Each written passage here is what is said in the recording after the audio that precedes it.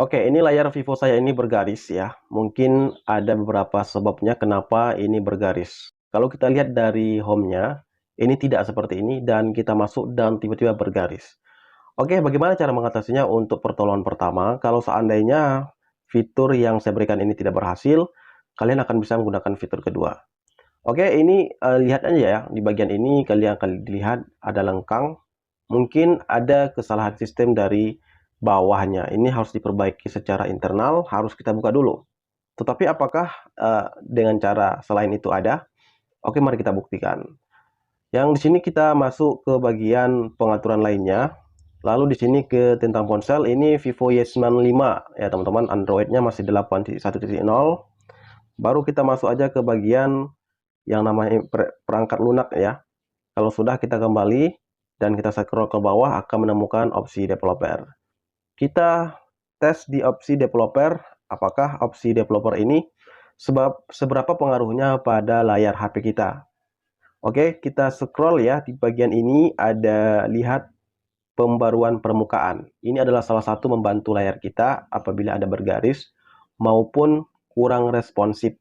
Mungkin LCD atau touchscreen yang bermasalah. Lihat pembaruan permukaan, sorot seluruh permukaan jendela saat diperbarui.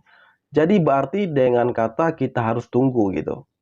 Baru di sini ada tampilan batas tata letak yang paling bawah, di bawahnya ya seperti ini. Dan menurut saya ini layarnya sudah tidak aman lagi ya. Kenapa tidak aman? Saat dia mengupdate, maka layar atasnya itu bergoyang.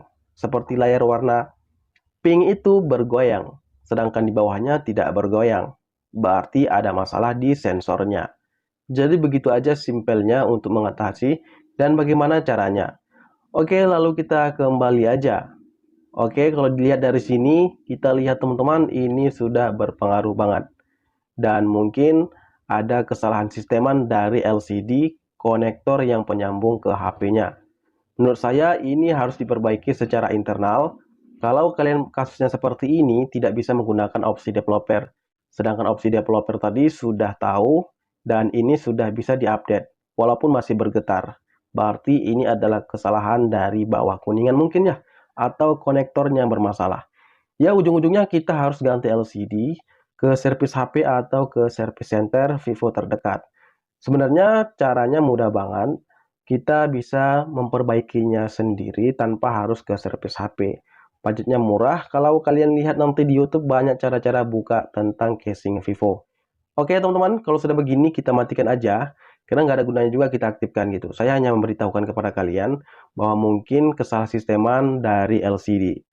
Oke, dan kita lihat sudah mulai hilang. Kita lihat di sini tidak ada sama sekali. Iya kan? Dan hilang. Ketika ini masuk, maka akan berubah menjadi begitulah teman-teman. Oke ya, terima kasih.